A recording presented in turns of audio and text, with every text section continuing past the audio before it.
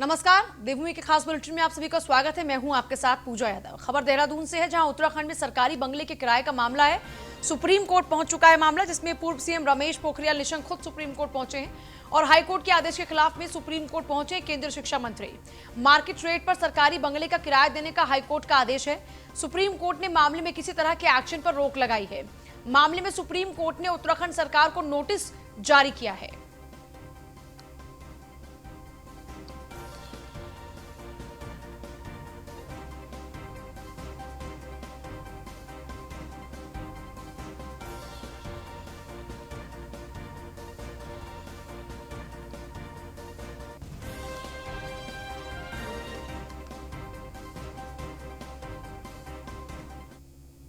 BJP सांसद सुब्रमण्यम स्वामी ने supreme court में याचिका दाखिल की है। चार धाम देवस्थानम बोर्ड के खिलाफ में सुप्रीम कोर्ट पहुंच चुके हैं सुब्रमण्यम स्वामी। चार धाम समेत 51 मंदिरों को राज्य सरकार के नियंत्रण से मुक्त कराने की गुहार लगा रहे हैं। मामले से जुड़ी हाईकोर्ट ने याचिका खारिज कर दी थी। अब सुब्रमण्यम स्वामी ने हाईकोर्ट के फैसले को चुनौती दी है।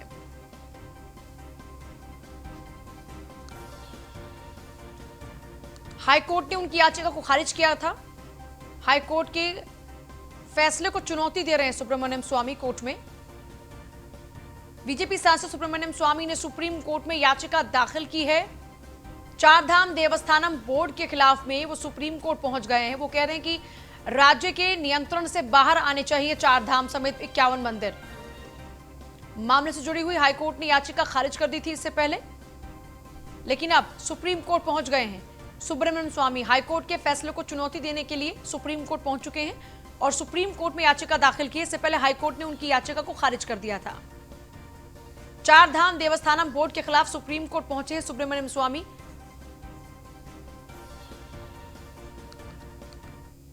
और वहीं पूर्व सीएम भगत सिंह कोश्यारी के खिलाफ नोटिस जारी हुआ है। हाईकोर्ट ने पूर्व सीएम भगत सिंह कोश्यारी के खिलाफ में अवमानना का नोटिस जारी किया।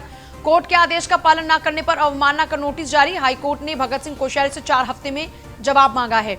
वर्तमान में महाराष्ट्र के राज्यपाल हैं भगत सिंह कोश्यारी।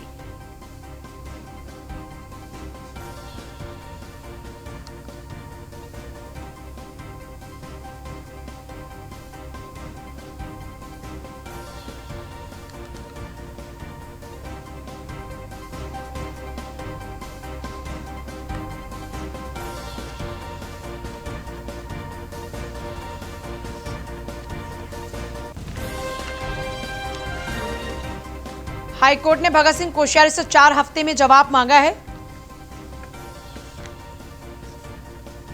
वर्तमान में महाराष्ट्र के राज्यपाल हैं भगत सिंह कोश्यारी। पूर्व सीएम भगत सिंह कोश्यारी के खिलाफ में नोटिस जारी हुआ है। वर्तमान में राज्यपाल हैं। हाईकोर्ट ने पूर्व सीएम कोश्यारी के खिलाफ में अवमानना का नोटिस जारी किया है।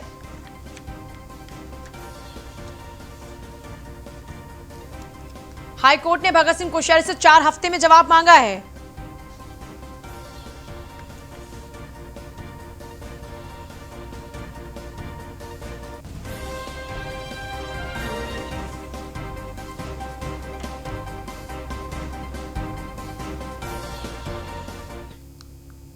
राज्यसभा के लिए बीजेपी नेता नरेश बंसल ने नामांकन किया है। कांग्रेस से किसी भी नेता ने राज्यसभा चुनाव के लिए पर्चा नहीं भरा।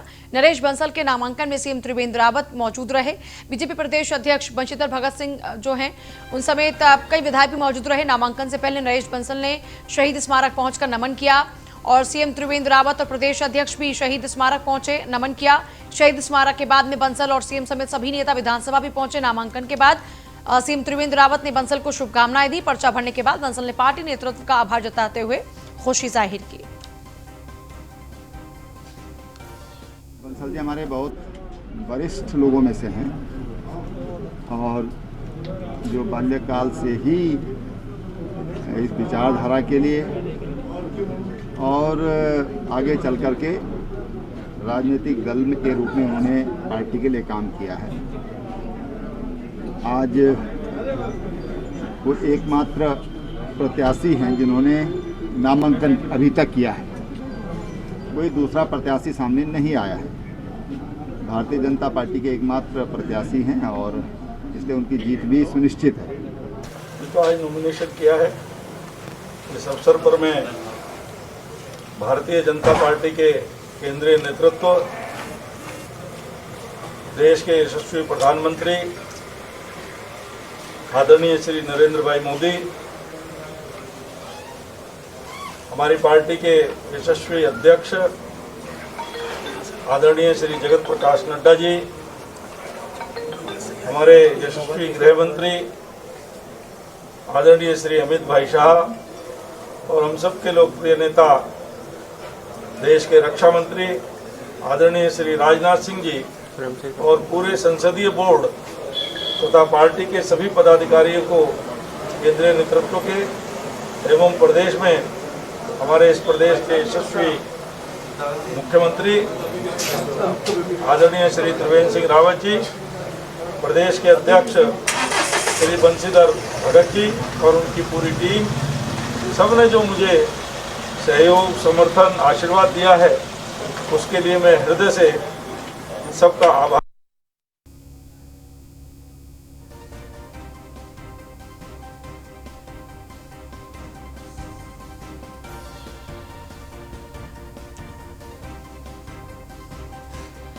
नरेश बंसल के नामांकन के दौरान में सीएम त्रिवेंद्र समेत कई विधायक और नेता मौजूद रहे। बीजेपी के प्रदेश अध्यक्ष भी मौजूद रहे। नामांकन से पहले नरेश बंसल ने शहीद स्मारक पहुंचकर नमन किया। वहीं पर ही तमाम नेता भी पहुंचे और नमन किया और उसके बाद में नामांकन पत्र दायर करने के लिए पहुंचे। शहीद स्मारक के बाद बंसल और सीएम समेत सभी नेता विधानसभा पहुंचे और वहां पर नामांकन अपना दाखिल किया। नामांकन के बाद में सीएम त्रिवेंद्र रावत ने बंसल को शुभकामनाएं दी और क्योंकि कांग्रेस ने अपना कोई भी उम्मीदवार नहीं उतारा है, कोई भी अब तक पर्चा नहीं भरा गया, राज्यसभा के लिए बीजेपी नेता नरेश बंसल ने नामांकन किया है और कांग्रेस के अभी जो उम्मीदवार है उनकी ओर से कोई नामांकन अभी तक कांग्रेस की ओर से आया नहीं है। किसी भी नेता ने राज्यसभा चुनाव के लिए पर्चा नहीं भरा अभी तक। नरेश बंसल के नामांकन में सीएम त्रिवेंद्र रावत मौजूद रहे, उनके समेत प्रदेश अध्यक्ष भी मौजूद रहे।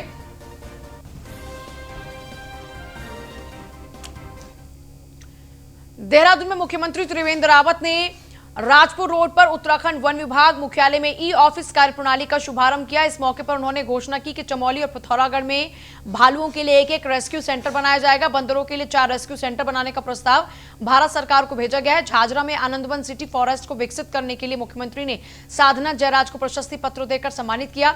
इस मौके पर वन विभाग के मुखिया पीसीसीएफ जयराज भी मौजूद रहे।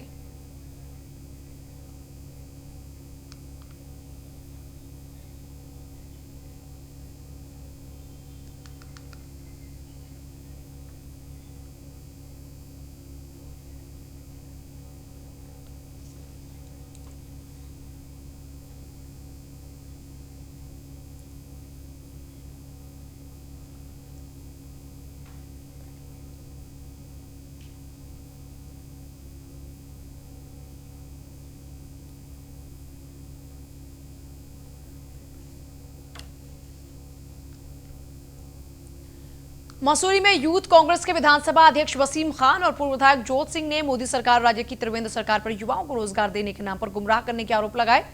यूथ कांग्रेस के कार्यकर्ताओं ने केंद्र और राज्य की भाजपा सरकार के खिलाफ जमकर नारेबाजी की और आरोप लगाते हुए कहा कि पीएम मोदी और त्रिवेंद्र रावत लगातार रोजगार देने की बात कर रहे हैं, लेकिन दुर्भाग्य है कि प्रदेश और देश में बेरोजगारी तेजी से बढ़ी है। कानून व्यवस्था का हाल भी बेहाल है, महंगाई भी बेलगाम है, जिससे लोग परेशान हैं और ऐसे में 2022 में होने वाले विधानसभा चुनाव में प्रदेश की जनता भाजपा को करारा जवाब देगी।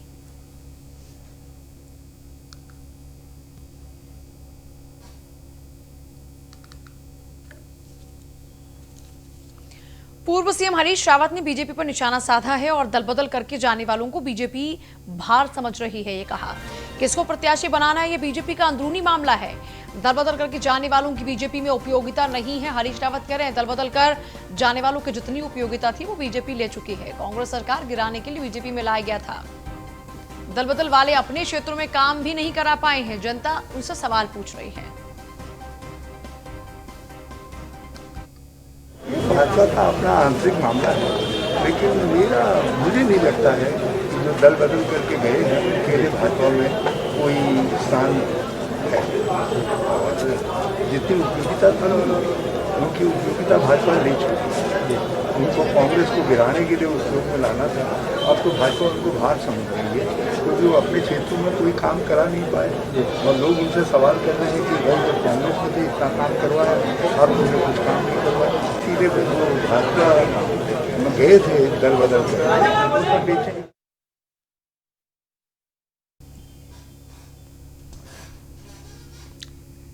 दल बदल वाले अपने क्षेत्रों में काम नहीं करा पा रहे। जो दल बदल कर भाजपा में जा रहे हैं उनकी उपयोगिता को लेकर सवाल पूछ रहे हैं हरीश रावत। कह रहे हैं कि जो लोग दल बदल करके बीजेपी में जा रहे हैं उनकी उपयोगिता खत्म हो चुकी है, क्योंकि उनकी जितनी उपयोगिता थी उसका इस्तेमाल बीजेपी कर चुकी है। खैर, वो ये भी कहते हैं कि प्रत्याशी बनाना किसको है किसको नहीं, ये बीजेपी का अंदरूनी मामला है, लेकिन दल बदल करके जाने वालों की बीजेपी में अब उपयोगिता नहीं है, क्योंकि उनका जितना इस्तेमाल होना था, यानी जो उनकी उपयोगिता थी वो बीजेपी ले चुकी है। कांग्रेस सरकार गिराने के लिए बीजेपी में लाया गया था उनको। दल बदल वाले अपने ही क्षेत्रों में काम तक नहीं करा पा रहे हैं और जनता पूछ रही है। पूर्व सीएम हरीश रावत ने बीजेपी पर निशाना साधते हुए सवाल पूछे हैं और कई आरोप भी मढ़े हैं। कांग्रेस प्रदेश अध्यक्ष मिशन 2022 को लेकर उत्साहित है। प्रदेश प्रभारी के उत्तराखंड दौरे पर प्रीतम सिंह का बयान। न्यूज वन इंडिया से प्रीतम सिंह ने बातचीत की। आपसी समन्वय से आगे बढ़ेंगे। कांग्रेस में आंतरिक लोकतंत्र है, सबको बात कहने की आजादी है। प्रदेश प्रभारी के दौरे से आगे की रणनीति पर काम होगा। राज्यसभा के लिए बीजेपी प्रत्याशी नरेश बंसल को शुभकामनाएं।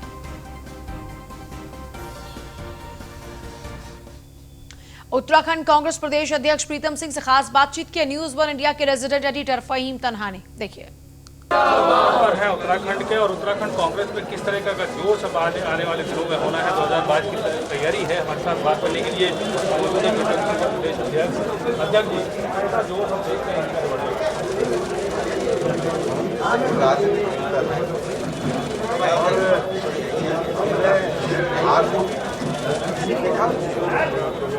कहना चाहता हूँ कि हमारे प्रभारी जी आए हैं और कांग्रेस के साथ उनका जोश आपको दिखाई दे रहा है। और 3 दिन तक जो प्रभारी जी आ रहे हैं ब्लॉक स्तर के कार्यकर्ता से बड़े निष्ठा तक जो सीधा संवाद प्रयास होगा इस बात का हम समन्वय स्थापित करते हुए राज्य के अंदर इस तरीके से मजबूत करें। क्या हो सकता चर्चा हुई, अब अभी ये चर्चा जारी है। 2 सवाल में और हैं छोटे छोटे। एक तो ये जो समन्वय की आपने बात की है, पार्टी के अंदर भी समन्वय अलग अलग बयान भी करते हैं, तो कभी तो चलेगा कि इसको खत्म किया जाएगा कि 2022 के लिए एकजुटता के साथ आगे बढ़ा जा सके। कांग्रेस के लिए बहुत जरूरी है। मैं कहना चाहता हूँ, आपने कहा कि कांग्रेस के अंदर आंतरिक लोकतंत्र है और कई बार हर आदमी अपनी बात कहता है तो आपको लगता है कि यहाँ जो है आपकी ऐसी कोई बात नहीं है। कांग्रेस का प्रत्येक साथी इस बात हो जाता है कि 2022 में उत्तराखंड राज्य के अंदर कांग्रेस का पतन रहना है और हम राहुल गांधी और सोनिया गांधी उत्तराखंड के पौड़ी जिले के चौबट्टा खाल क्षेत्र में कुछ दिनों पहले एक छात्रा पर जानलेवा हमला हुआ था। छात्र को गंभीर चोटें भी आई थी, लेकिन 1 सप्ताह बीत जाने के बाद पुलिस के हाथ अब तक खाली हैं। घटना के बाद क्षेत्र की जनता में बहक का माहौल है और परिवार वालों में भारी आक्रोश। आखिर इतने दिन बीत जाने के बाद भी इंसाफ उनकी बेटी को पुलिस क्यों नहीं दिला पा रही, ये सवाल पूछ रहे हैं पुलिस महकमे से। मामला अब कैबिनेट मंत्री सतपाल महाराज तक भी जा पहुंचा है, लेकिन उस सबके बावजूद भी पुलिस के हाथ अब भी खाली हैं और लोग अब आशावान भी नहीं।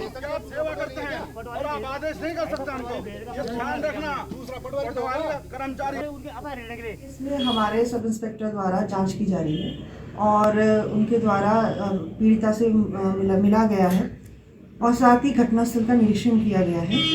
पीड़िता द्वारा बताया गया है कि उसने जो उसको मारने वाले को उसने देखा नहीं है, जानती भी नहीं है और इस तरह की बात बताई जा रही है कि 376 की घटना नहीं है, लेकिन हाँ उसके साथ तो शायद पैसे लूटने के इरादे से उसके साथ मारपिटाई की गई है।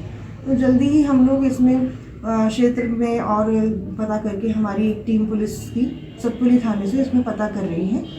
कुछ शादियां भी थी उस दिन, वहाँ बाहर के लोग भी आए हुए थे, तो हम लोग जिनके घरों में शादियां थी उनसे भी जानकारी जुटाई जा रही है। इसमें हमारे सब इंस्पेक्टर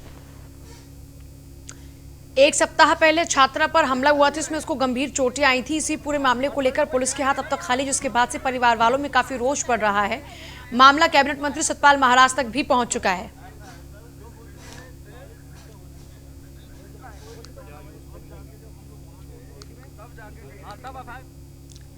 पौड़ी में खेल विभाग परिसर में सरकारी आधुनिक जिम खोला गया। ये जिम अब युवाओं को और फिट रखेगा। जिम का उद्घाटन सांसद तीरथ सिंह रावत ने पौड़ी विधायक मुकेश कोहली के साथ मिलकर किया।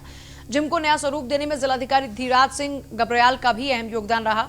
जिम की बदौलत अब युवा और ज्यादा फिट रहेंगे और इस सरकारी जिम में वो पहुंच भी पाएंगे। इसी कड़ी में सांसद तीरथ सिंह रावत ने कहा कि पौड़ी का स्वरूप अब धीमे धीमे बदल रहा है। उनका कहना है युवाओं को यह सौगात मिली तो इसका पूरा लाभ भी युवाओं को लेना चाहिए। ये पौड़ी नगर वासियों को और अपनी विधानसभा पौड़ी के सभी लोगों को धन्यवाद देना चाहूँगा, बधाई देना चाहूँगा। जिस हिसाब से नए परिदृश्य में नए युवा उभर के आ रहे हैं और पहले जैसे अब खेतीबाड़ी भी कम हो गया है तो स्वाभाविक है कि शहरीकरण ज़्यादा हो गया है, युवा शहर में ज़्यादा रहते हैं तो उनको बड़ी मुश्किल हो रही थी एक व्यायाम करने के लिए। तो इस आधुनिक जिम से जहाँ हमारा पौड़ी शहर सुंदर है, साक्षर है, हष्ट पुष्ट भी यहाँ के बच्चे होंगे, इस बात की मुझे खुशी है। और जैसे अभी हमारे माननीय सांसद जी ने कहा है कि इसको हम धार्मिक पर्यटन के रूप में और यहाँ पे टूरिज़्म को हम डेवलपमेंट करना चाहते हैं, तो जब बाहर से पर्यटक आएंगे उनको भी यहाँ पे एक अच्छा जिम एक्सरसाइज करने के लिए मिले, इस दृष्टिकोण से भी पौड़ी के लिए ये मील का पत्थर साबित होगा। ऐसा केंद्र बिंदु है जहाँ की पर्यटन की भी अपार संभावनाएं हैं और एक सर्किल भी मैंने कहा बनने जा रहा है। तो ये सर्किट जो बन जाए तो नली में झील है या आपका जिम का उद्घाटन, तो पौड़ी जैसा स्थान सौंदर्य झलकती है तो पर्यटक जब आएगा तो उसके लिए बच्चों के लिए उनके लिए ये सुविधा भी जरूरी है। तो उसके तहत एक जिम का भी यहाँ पे जिला योजना के तहत हो रहा है। बहुत सारे होम वो भी हुए हैं तो और भी चीज़ें बनी हैं, तो ये एक अच्छा है और उसका लाभ ले पाएंगे। तो ये सब चीज़ें देखते हुए जो नौजवान है इसका लाभ ले पाएगा। एक ऐसा केंद्र बिंदु है जहाँ की पर्यटन की भी अपार संभावनाएं हैं और एक सर्किल भी मैंने कहा बनने जा रहा है। तो ये सर्किट जो बन जाए तो नली में झील है या आपका जिम का उद्घाटन, तो पौड़ी जैसा स्थान सौंदर्य झलकती है तो पर्यटक जब आएगा तो उसके लिए बच्चों के लिए उनके लिए ये सुविधा भी जरूरी है। तो उसके तहत एक जिम का भी यहाँ पे जिला योजना के तहत हो रहा है। बहुत सारे होम वो भी हुए हैं तो और भी चीज़ें बनी हैं, तो ये एक अच्छा है और उसका लाभ ले पाएंगे।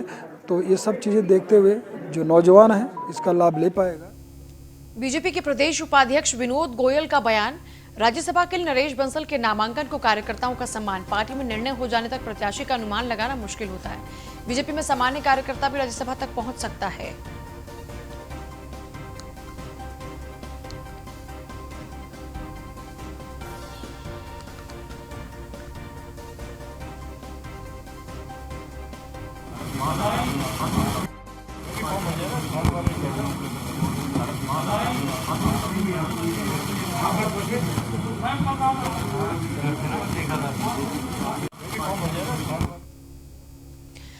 बीजेपी में सामान्य कार्यकर्ता भी राज्यसभा तक पहुंच सकता है। बीजेपी के प्रदेश उपाध्यक्ष विनोद गोयल का यह कहना है। राज्यसभा के लिए नरेश बंसल के नामांकन को कार्यकर्ताओं का सम्मान, नरेश बंसल को शुभकामनाएं भी मिल रही हैं और उस बीच पार्टी में निर्णय हो जाने तक प्रत्याशी का अनुमान लगाना मुश्किल होता है, ये कह रहे हैं। बीजेपी में सामान्य कार्यकर्ता भी राज्यसभा तक पहुंच सकता है। प्रदेश उपाध्यक्ष विनोद गोयल का बयान।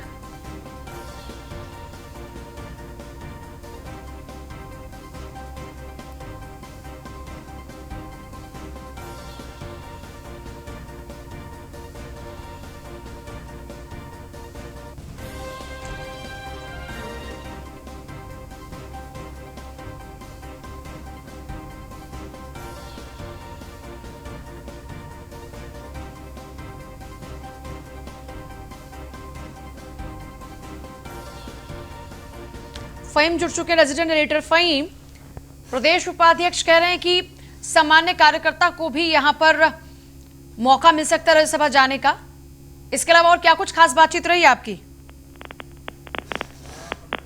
देखिए, राज्यसभा में बीजेपी ने नरेश बंसल को भेजने का निर्णय लिया। आज नामांकन हुआ है और नरेश बंसल के इस सम्मान को पार्टी में आम कार्यकर्ता के सम्मान के साथ याद किया जा रहा है, उत्साह जताया जा रहा है। प्रदेश उपाध्यक्ष ने इस बात को कहा, खुद नरेश बंसल ने इस बात को कहा कि बीजेपी एक ऐसा दल है जिसमें एक सामान्य कार्यकर्ता को भी सम्मान मिलता है और वो भी राज्यसभा तक जा सकता है, क्योंकि नरेश बंसल का जो प्रोफाइल रहा है वो बहुत ही सामान्य कार्यकर्ता से शुरू किया। उन्होंने संघ से अपना जीवन शुरू किया था। 8 वर्ष की बाल्यावस्था से संघ से जुड़े थे वो, और बाद में फिर बीजेपी राजनीतिक दल के रूप में उसमें भी उन्होंने काम किया। और लगातार जिस तरीके का संघर्ष रहा है वो बहुत लो प्रोफाइल रह करके लगातार सेवा करते रहे हैं, तो वो एक सबके लिए प्रेरणादायी और मिसाल के तौर पर देखा जा रहा है। और इसीलिए विनय गोयल ने भी ये बात कही कि एक आम कार्यकर्ता को भी पार्टी में, बीजेपी में एक ऐसा दल है बीजेपी की राज्यसभा तक भेजा जा सकता है,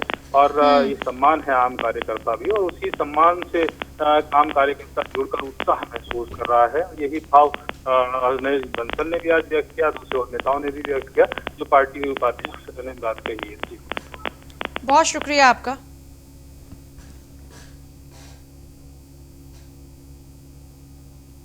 हरिद्वार में स्ट्रीट वेंडर्स की मांगों को लेकर मेला अधिकारी दीपक रावत को ज्ञापन सौंपा गया। दरअसल फुटपाथ के रेडी पटरी के स्ट्रीट वेंडर्स लघु व्यापारियों को समस्त कुंभ मेला क्षेत्र में राज्य फेरी नीति नियमावली के नियम अनुसार मेला पार्किंग, बस अड्डे, महामंडलेश्वर नगर क्षेत्र में वेंडिंग जोन बनाए जाने की मांग को लेकर ज्ञापन सौंपा गया।